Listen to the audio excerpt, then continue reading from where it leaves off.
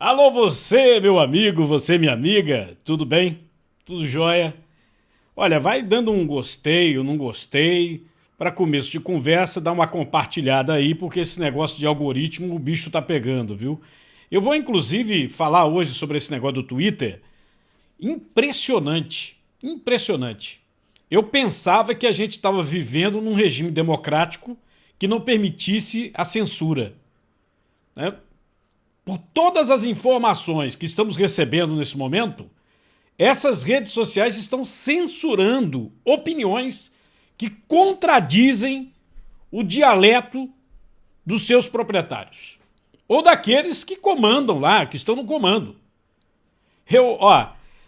Tem gente que eu até pensava que não tinha mais Twitter, porque nunca mais tinha recebido Twitter dessas pessoas.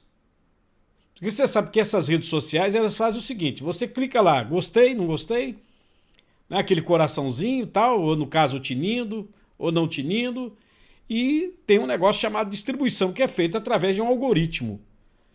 Só que é o seguinte, como é que eu sigo uma pessoa e não me mandam postagens dessa pessoa? E tô falando do Twitter. Teve gente que conseguiu, de um dia para o outro, 800 mil seguidores no Twitter. A informação é que desativaram alguns algoritmos para que, no momento em que o Elon Musk ele assuma o Twitter, porque ele comprou, né, não verifique essa censura. Seriam águas passadas. Inclusive, não sou eu que disse isso, não. O canal Bloomberg contou essa história, inclusive dizendo que eram fontes do próprio Twitter, que alguns dos algoritmos de censura foram desativados. Aí a gente fica pensando, se o Facebook, o Instagram, né, tudo na mão do Zuckerberg. Instagram, Facebook, tudo na mão do Zuckerberg. Eu vou mostrar hoje também quem pensa, né, nesse negócio de censura, o que a Rússia fez com o TikTok e com o Instagram. Já. Você vai saber o motivo, tá? Mas você viu aí o tema do nosso programa hoje, que é 45 milhões de reais no Beleléu. 45 milhões de reais do povo brasileiro, destinado à pandemia, uma invenção dos governadores do Nordeste brigando com o Jair Bolsonaro, né? Brigando com o presidente.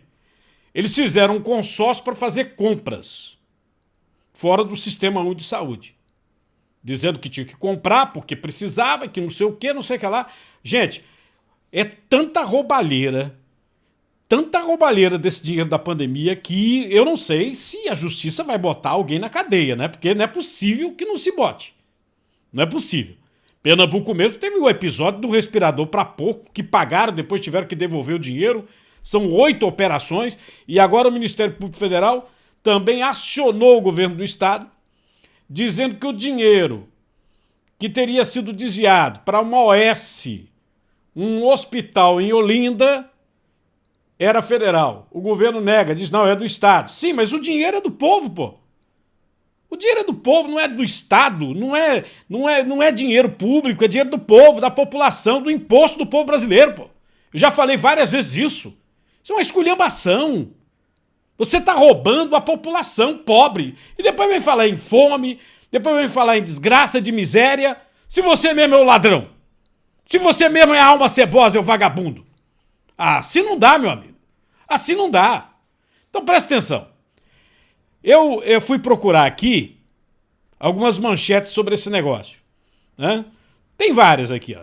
G1, ex-secretário do governo da Bahia é alvo de operação da PF sobre compra de respiradores. Operação da PF mira o consórcio Nordeste. Atinge aliados de Lula. É evidente, no Nordeste, os governadores, praticamente Bahia, aqui em Pernambuco, são aliados do ex-presidente. PF investiga a compra de ventiladores pulmonares pelo consórcio Nordeste. PF deflagra operação para investigar supostos desvios na compra de respiradores. É um negócio louco, né? Aí tem aqui, ó, olha a explicação do que é o consórcio. Consórcio Interestadual de Desenvolvimento Sustentável do Nordeste. Inventaram esse negócio aqui Aqui pra nós, viu? Quantas vacinas compraram? Diz aí. Eles queriam comprar aquela vacina da Rússia. Quantas compraram?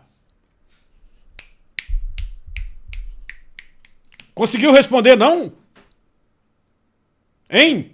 Quantas vacinas compraram pelo consórcio? Vocês disseram que iam comprar vacina. Zero. Zero. Não compraram uma vacina sequer. De ninguém. Não compraram de Pfizer, não compraram a da China, aquela Sinovac direto. Entendeu? Nenhuma vacina. E quando compraram esses respiradores, dizem os governadores que caíram num golpe. Será? Outras manchetes, vamos lá, não? Fora essa aqui, vamos lá. Olha aqui, PF investiga compra de ventiladores pulmonares pelo consórcio Nordeste. Tô vendo aqui também no blog político do Magno Martins. Polícia Federal deflagrou hoje a operação Cianose, que investiga a contratação de uma empresa pelo consórcio Nordeste para fornecimento de ventiladores pulmonares. Aí o Magno também, numa outra postagem, lembra aqui que Pernambuco é um dos estados que deu prejuízo. Tá vendo aqui, ó? Olha aqui. Operação Cianose, que é a dificuldade de respirar, né? A cianose. Tá aqui dizendo que o blog apurou com exclusividade que o estado de Pernambuco é um dos governos que pagou adiantado por respiradores intermediados pelo consórcio Nordeste. Não recebeu os equipamentos, o calote, ficou no prejuízo financeiro. Segundo o relatório que o blog teve acesso, tá? O contrato rateio 001-2020, o consórcio comprou 300 respiradores no preço de 49.475.000. Pernambuco estava comprando 30 desses 300 respiradores. E aqui, ó, lembrando aqui, ó, que o estado entrou com 4 milhões, quase 5 milhões de reais. Tá vendo aqui, ó? 4 milhões, olha aqui, ó, 4.947.535 reais. E agora? Me responda aí. Hoje eu prefiro que você bote aí na resposta. Tô, assim, querendo fazer o programa com você aí. Olha só. Quantos respiradores Pernambuco recebeu? Não precisa perguntar aos universitários. Resposta correta, nenhum. Não recebeu respirador. Só pagou quase 5 milhões de reais. Agora, quanto o estado de Pernambuco conseguiu de volta desse dinheiro? Nenhum centavo. Também. Nenhum centavo. E eu falei do Beleléu, né? Porque o que é o Beleléu? Eu fui procurar, né? Porque o dinheiro foi pro Beleléu. Aí tá aqui. Onde fica o Beleléu? Pode ser em qualquer ponto do universo, mas é comum pensar que é sempre um lugar ruim. O inferno, o buraco negro, a caverna do dragão. Aí tem um blog aqui que pesquisou a origem, que remete ainda do tempo da escravidão aqui, ó. Tá vendo? A expressão ir pro Beleléu, a palavra é do banto, empregada pelos escravos negros para dizer que alguém tinha ido para a região dos mortos. Meu Deus. Quer dizer que o dinheiro foi pro Beleléu. Entenda mais sobre a operação. O contrato teria sido firmado pelo consórcio que representa os estados da região Nordeste. Foram alvos da operação de hoje empresários e lobistas supostamente envolvidos no esquema. Foram cumpridos 14 mandados de busca e apreensão em 3 estados: São Paulo, Rio de Janeiro e Bahia, além aqui do Distrito Federal. Auditores da Controladoria Geral da União também participaram das buscas. A operação de hoje é um desdobramento de uma investigação que começou ainda em 2020, mas que precisou ser encaminhada ao Superior Tribunal de Justiça por ter um governador entre os investigados. A Polícia Federal já informou que não há mandados contra governadores nessa fase da Operação Cianose, nome que faz referência a uma condição de saúde que pode ser causada, por exemplo, por uma insuficiência respiratória. O valor total do contrato seria de 45 milhões de reais e os 300 respiradores nunca foram entregues. Os suspeitos podem responder pelos crimes de estelionato, dispensa de licitação sem observância da lei e lavagem de dinheiro. E ainda, para você entender, né? Eu grifei aqui no blog do Magno Martins que, segundo o relatório oficial, né, do contrato questionado, o contrato de rateio 001-2020. 001-2020. O primeiro contrato. Foi o primeiro contrato que eles fizeram. Foram assim com uma sede, uma coisa impressionante. Eles pagaram por esses respiradores? Pagaram por esses respiradores? Pagaram. O dinheiro já era. Como eu disse, foi pro beleléu. O dinheiro já era. O dinheiro já era. Tá? Alguém foi pra cadeia? Não. Nesta pandemia, nenhum político ladrão, governador, prefeito, nenhum foi pra cadeia. Nós tivemos até cassação. O governador do Rio de Janeiro, o juiz federal, o juiz, foi cassado. Mas foi pra cadeia? Não. Rapaz, isso é um país de compadre e de comadre. Isso é uma vergonha, viu? As almas cebosas estão tremendo. Deixa eu comentar com vocês a provável compra do Twitter pelo Elon Musk. Eu estou falando provável, né, porque o negócio ainda está em andamento. Mas pelo andamento já se observa que os próprios proprietários, os donos do Twitter, já acreditam que está consolidado. E por que eu digo isso?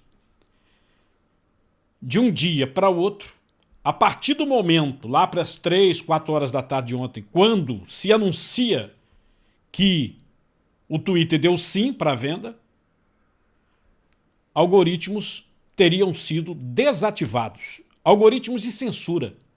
Isso não está acontecendo só aqui no Brasil, não. No mundo todo. No mundo todo. Eu mesmo, no meu perfil, eu senti a diferença, né? Eu nunca usei muito o Twitter, né? Porque é uma coisa muito mais política, né? E eu só falo de política para bater, tá? Vocês sabem, vocês me conhecem, né? Mas eu sigo algumas pessoas e algumas dessas pessoas sumiram. Tinham sumido do Twitter. E de ontem para hoje, essas pessoas reapareceram, assim do nada. Do nada. Se transformaram visíveis.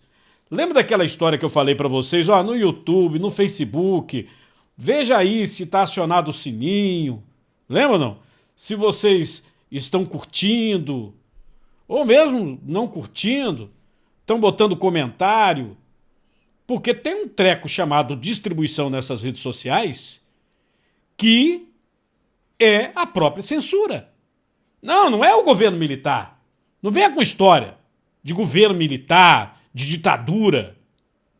Nós estamos falando de uma coisa real. Um negócio real. Isso é uma esculhambação. Eu, antigamente, eu dizia para as pessoas, quando não gostavam de alguma coisa que eu falava com o comunicador, eu falava assim, é muito simples, tá? Nós vivemos numa democracia. Tem vários veículos de comunicação. Se você não gosta do que um veículo fala, você vai para o outro. Simples assim. Né? E nós tínhamos aqui opiniões divergentes. Sempre houve. Ninguém é obrigado a aceitar o que a outra pessoa diz, o que a outra pessoa fala, de ser todo mundo igual. Isso é uma conversa fiada. Entendeu?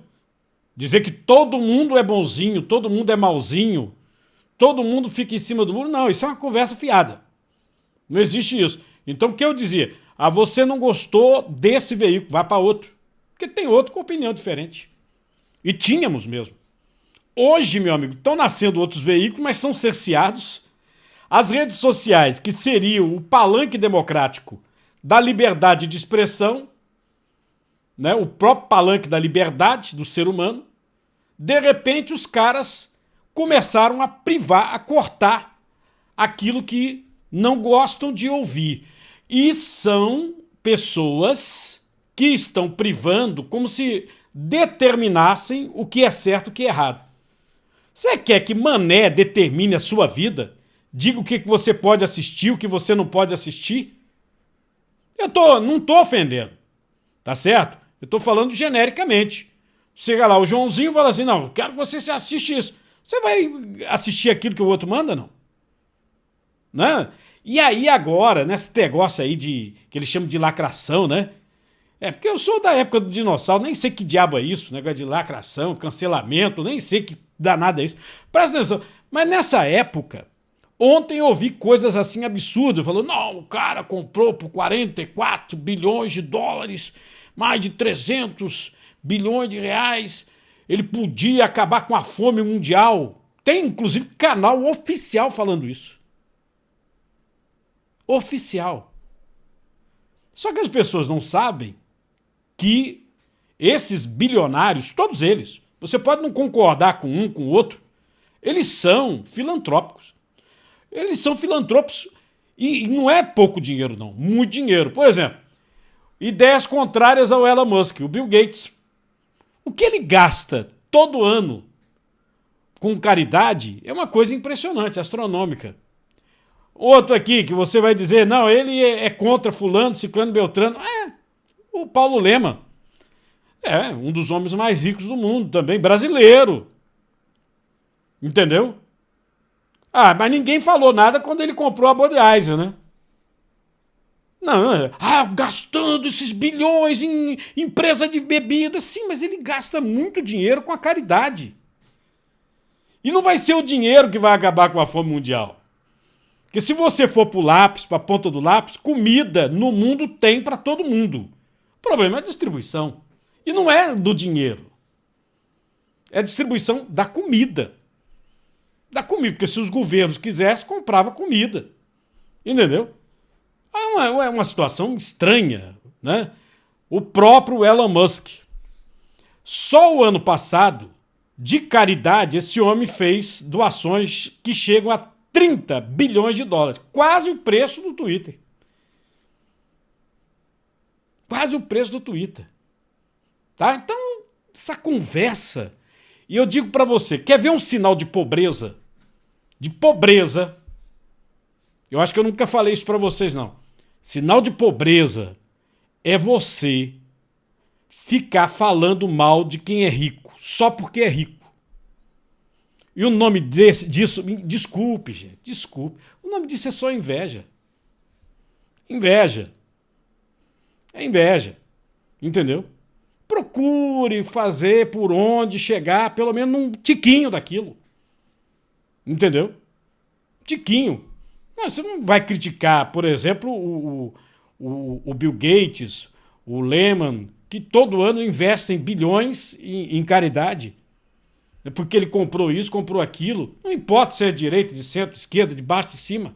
Isso é idiotice. Idiotice. Bom, vamos saber, nessa reportagem, um pouquinho da história do Elon Musk. Elon Musk é considerado o homem mais rico do mundo, segundo o ranking da revista Forbes. Ele tem um patrimônio estimado em 219 bilhões de dólares, o equivalente a R$1 trilhão. Nascido em Pretória, na África do Sul, em 1971, Musk vem de uma família de classe média alta. Criou sua primeira empresa aos 24 anos, com capital emprestado pelo pai, e afirma ter construído sua fortuna a partir do sucesso de seus empreendimentos. Foi um dos fundadores do PayPal e atualmente é dono da montadora de veículos elétricos Tesla, da qual detém 23% das ações, e da SpaceX, empresa de foguetes que investe no turismo espacial, recentemente avaliada em 74 bilhões de dólares. O patrimônio de Elon Musk voltou aos holofotes ontem, depois que o Conselho de Administração do Twitter aceitou a oferta de 44 bilhões de dólares feita pelo empresário. Desse montante, cerca de 21 bilhões de dólares sairão dos bolsos do bilionário. O restante virá de empréstimos de bancos que têm as ações da Tesla como garantia. O bilionário, que tem 85 milhões de seguidores no Twitter, disse que a empresa precisa se tornar um fórum genuíno para a liberdade de expressão. Em um comunicado, Musk descreveu a liberdade de expressão como a base de uma democracia em funcionamento. Para o grupo de direitos humanos, essa venda traz preocupações sobre a proliferação de discursos de ódio na plataforma. Ainda vai ter muito problema, né? Inclusive tem a história da União Europeia, que aprovou uma legislação para controlar essas coisas robóticas aí, esses algoritmos.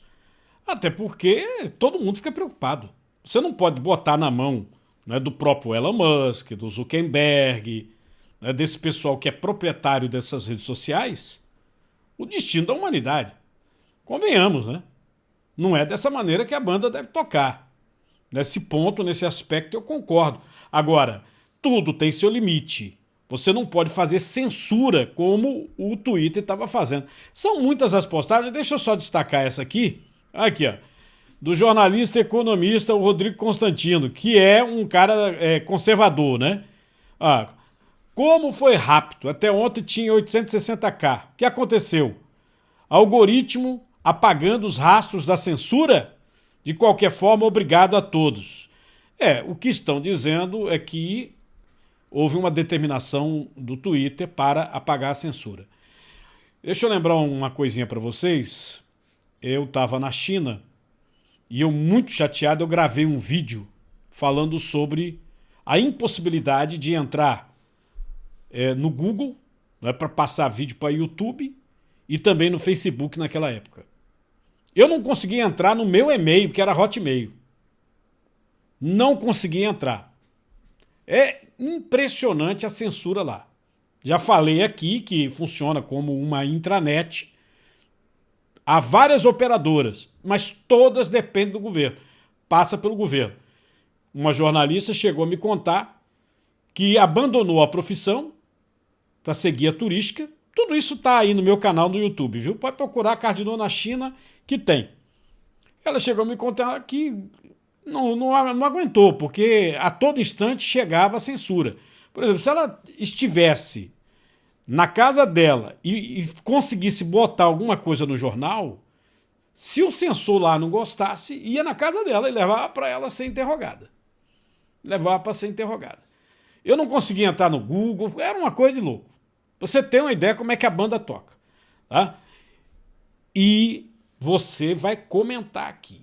Problemão com TikTok, com rede social na Rússia. Aí você fala assim, Cardinô, foi a guerra, né, Cardinô? Foi a guerra. A guerra? Veja a reportagem e depois comenta para mim, vai. Um tribunal russo multou nesta terça-feira o TikTok e a Meta, empresa matriz do Facebook e do Instagram, por se recusarem a remover das plataformas conteúdos LGBT. A corte de um distrito de Moscou ordenou que a gigante americana pague 4 milhões de rublos, o equivalente a mais de R$260 mil, por não excluir o que foi considerado propaganda LGBT. Em outra audiência, o tribunal de Mirovoy, também em Moscou, condenou o TikTok, pertencente ao grupo chinês ByteDance, a pagar uma multa de 2 milhões de rublos pelo mesmo motivo. As grandes empresas de tecnologia são com frequência multadas na Rússia por se negarem a eliminar publicações a pedido das autoridades. Desde o início da ofensiva na Ucrânia, a pressão nas redes sociais cresceu, com proibições ao Facebook, Instagram e Twitter. Os ataques contra a comunidade LGBT são relativamente comuns na Rússia, onde os círculos conservadores e religiosos veem essa comunidade com maus olhos. Em 2013, Moscou aprovou uma polêmica lei contra a propaganda homossexual dirigida a menores, medida que tem sido usada para proibir manifestações e vetar a exibição da bandeira do arco-íris. Pensou que era guerra, né? Tem nada a ver. Tem nada a ver com guerra. A multa pesada é de um tribunal russo, não é o governo, é a justiça de lá. Você vê como é que é a legislação. TikTok, né? Que você fala assim, mas o TikTok não é chinês, cara? Sim, multinacional. Eu duvido muito que o TikTok não tenha um algoritmo diferente para a China. Né? Inclusive, quando eu estive na China, não tinha nem TikTok. Não havia. Né? Se alguém foi para a China e conseguiu entrar no TikTok agora, beleza, maravilha. Nem tinha TikTok. A outra questão é a Meta, que é o Instagram, Facebook e o WhatsApp, que é o Zuckerberg. Né? Você vê que é uma situação diferente da que vivemos. Lá na Rússia, eles estão lutando por uma liberdade de expressão e sexual. Não existe. A lei não permite. Você vê que situação. Aqui a gente luta por uma liberdade de expressão. Dizer o que pensa. Dizer o que pensa. E se alguém pensa diferente, fala também, eu acho diferente, esculhamba, tá? Ou então entra na justiça, que seria o correto. E não um cidadão lá do alto da torre, com um algoritmo, com um robozinho, dizer assim, eu penso dessa maneira, todo mundo tem que pensar igual. Com a venda do Twitter, está muito claro, e eu espero que a justiça brasileira, que está cheia de mimimi, veja isso. Esses algoritmos que querem determinar o que o povo brasileiro deve pensar. Você é a favor ou contra que o policial use câmera para fazer abordagem, para fazer operação? E aí? Um assunto polêmico, né? Inclusive lá em São Paulo, parte da polícia está usando câmera, parte não usando câmera. E tem essa questão de redução de violência policial naqueles batalhões que estão usando câmera. Houve também uma redução, mas menor, em batalhões que estão sem usar câmera. Sim, mas tem a questão também, né, da privacidade do policial, né? Quando ele deveria usar a câmera? Quando vai fazer a abordagem. Não é sempre, não é full time, não é 24 horas. Né? Regras que precisam ser definidas. E eu estou dizendo isso porque é o seguinte, uma decisão do STJ, do Superior Tribunal de Justiça, não é o STF, é STJ, já é publicada em diversos blogs, inclusive em alguns canais de jurisprudência. Ilegal busca pessoal ou veicular sem mandado judicial, decide o STJ. Sabe o que é isso, não? É o que você, policial, se você está assistindo, você para um carro, você tem uma desconfiança, você faz um baculejo. É o famoso baculejo. E aí? O baculejo é ilegal? É a segunda decisão do STJ que vai no mesmo caminho. Viu? E os magistrados estão defendendo que nessas operações, nessas abordagens, batalhões, Polícia Rodoviária Federal, que os policiais utilizem câmeras.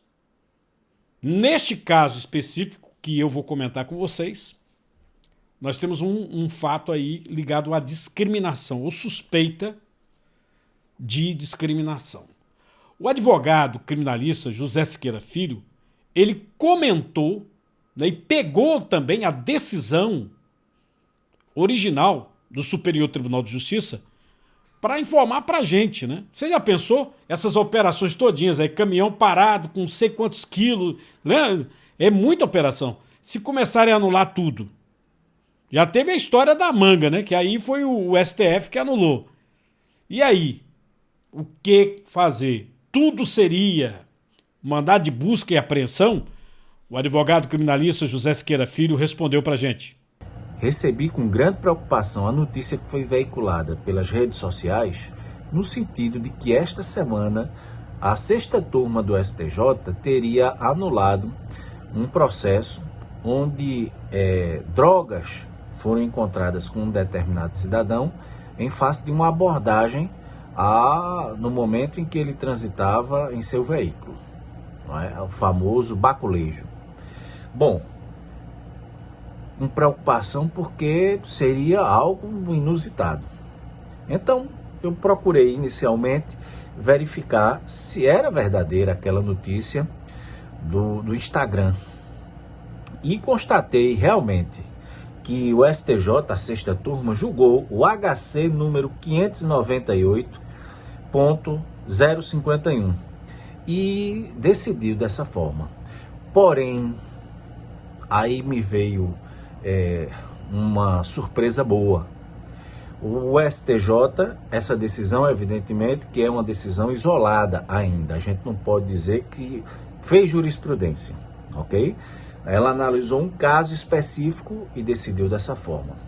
Mas me causou uma surpresa boa, porque o STJ está numa tendência, pelo menos a 6ª turma, de preservar os direitos e as garantias individuais do cidadão, que são partes do artigo 5º da Constituição Federal. Não é? A decisão foi embasada acertadamente numa situação de preconceito racial, ou seja, o cidadão era um negro que, por ser negro, foi feita uma abordagem sem qualquer motivação. Então, os ministros da sexta turma, eles passam a discorrer sobre a eficácia dessas abordagens e até apresentam estatísticas dizendo que 99% das abordagens nessa modalidade de baculejo, elas restam infrutíferas, não são encontradas nada. Mas, por outro lado, elas passam a constituir vamos dizer assim, um cheque em branco para que se entregue ao agente policial, não é? E ele escolha a seu bel prazer. Inclusive, 90% dessas escolhas recaem sobre negros, sobre pessoas que teriam condutas suspeitas. Que condutas suspeitas são essas? Não é? Então, foi em cima disso que o STJ buscou preservar a garantia individual de todo cidadão, de não ser considerado suspeito simplesmente porque é negro, de não ser considerado suspeito simplesmente porque reside numa comunidade pobre, de não ser considerado suspeito porque tem um carro diferenciado e a sua cor da pele, não é? Ela não iria comportar ou pelo menos dar uma presunção de que aquele carro é dele. Não é? Então foi nesse sentido que a decisão buscou fazer a reparação judicial, e eu acredito que dessa vez o STJ acertou realmente. Esse cheque em branco, inclusive, ele tem sido motivo do famoso forjado. O cidadão policial faz uma abordagem, não encontra nada, mas precisa fundamentar que aquele tipo de abordagem, porque ele tem a íntima convicção de que se trata de um bandido, ela deve prosseguir. Aí bota um pouquinho de droga, bota uma arma ali naquele contexto para justificar uma autuação em flagrante, justificar inclusive sua abordagem ilegal, e dá um ar de ilegalidade, de justificatividade ou de justificação daquela conduta de abordar um cidadão sem nenhum tipo de prova. Não é? Então, foi nesse sentido que o habeas corpus número 598.051 deliberou, e no meu entendimento seguiu vamos dizer assim, uma corrente de preservação dos direitos garantistas, né? No sentido de que as abordagens policiais, elas não devem ocorrer ao bel prazer do policial, não é o policial que tem um sentimento racista aborda um negro porque o cidadão é negro, então ele é suspeito. Foi nesse sentido. E eu acredito que foi acertada a decisão, e ela anulou todo o processo da apreensão de drogas que foi encontrada com aquele cidadão, porque foi obtida através de uma prova ilícita, porque a abordagem não tinha sentido. Entendeu? Então, eu acredito que foi acertada, e segue também uma corrente do Supremo Tribunal Federal, ainda minoritária, de preservação das garantias individuais de todo cidadão. Dentre elas, a de não ser importunado sem uma justa causa, de não ser abordado, não ser considerado suspeito sem um motivo sequer, que é o que trata exatamente essa decisão. Essa questão da câmera, a utilização de câmera, que passa também pela privacidade do policial, né?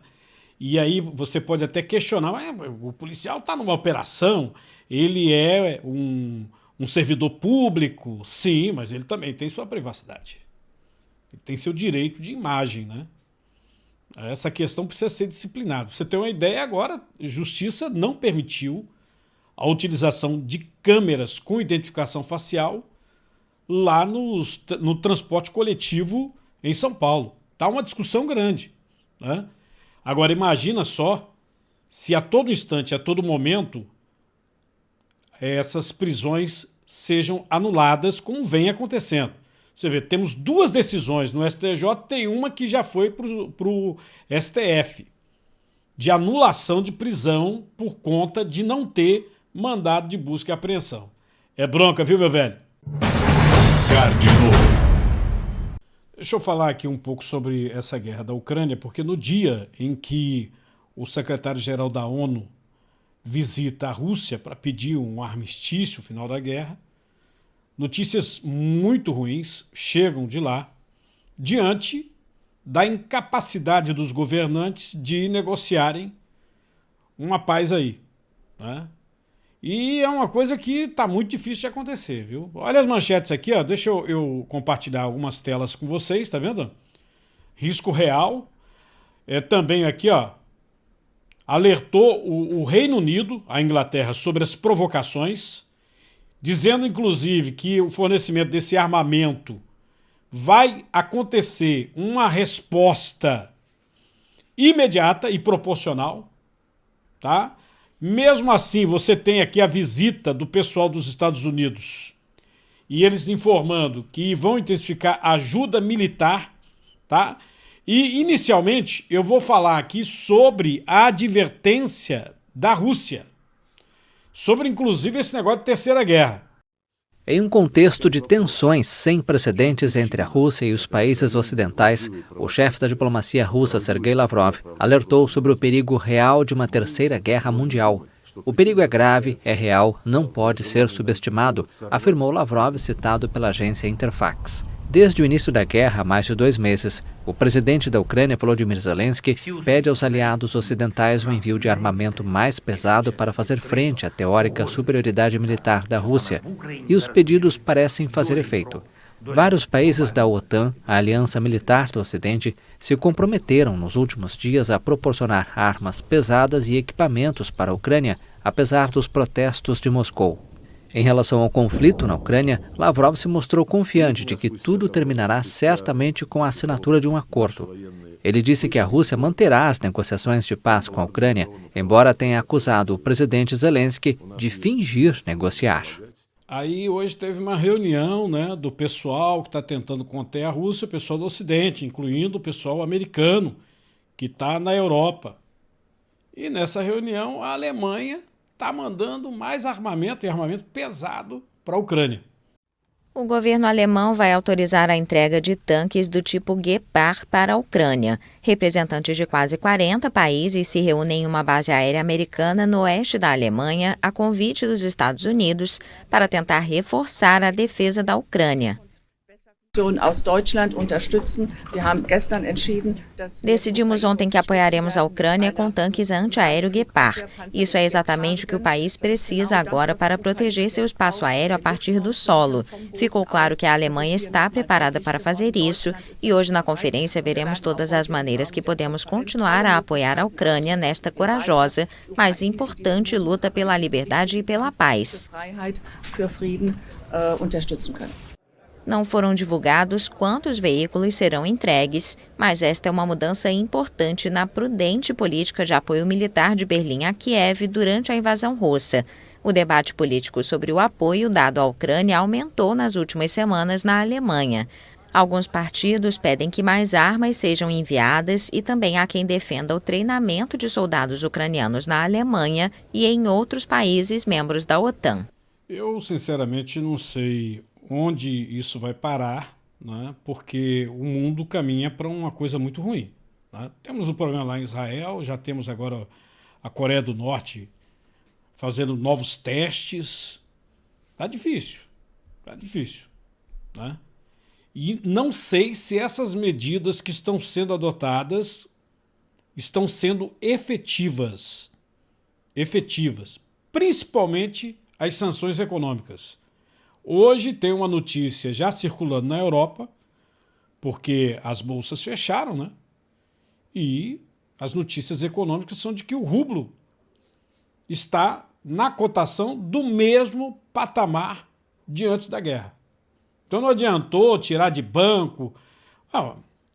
Eu, inclusive no início disso aí, eu até comentei com vocês aqui. 60% de petróleo e gás são as exportações russas. Eles têm 10% de petróleo e gás do mundo. Né? Continuaram vendendo. Para nós aqui, né? Eles começaram a dizer, não vamos aceitar pagar em rublo, não vamos dar nossa moeda, não vamos comprar rublo. Para nós, por debaixo dos panos, né? Vai deixar o povo morrendo de frio lá? Ou sem gasolina no meio da rua? É danado. Deixa eu compartilhar a nossa tela aqui para lembrar o nosso site, o cardinal.com.br. Inclusive aqui no site, nesse programa que está aqui, ó, o Duas Caras, você pode dar uma olhadinha sobre a nossa estreia dia 9 de maio, na TV Nova. Inclusive, nas nossas postagens tem os telefones, tem tudo. Tá? Às vezes a pessoa está dizendo, o sinal não está chegando aqui. Você pega e liga, tá? Para o pessoal técnico dar uma olhada. Até porque eu comentei com vocês, você pode observar nesse programa aí no site, que a TV Nova botou um transmissor novo para a região metropolitana, né? E tem vários outros transmissores em todo o estado, espalhados com a mesma programação. Então, dia 9 de maio, a gente tá lá. E aí eu aproveito também para falar sobre a nossa loja, no site mesmo, você vai dar uma olhadinha aí, se você precisar comprar alguma coisa, por favor, dá essa moral aqui pra gente, tá? Muito grato. Meus amigos, muito obrigado a todos vocês, um bom dia.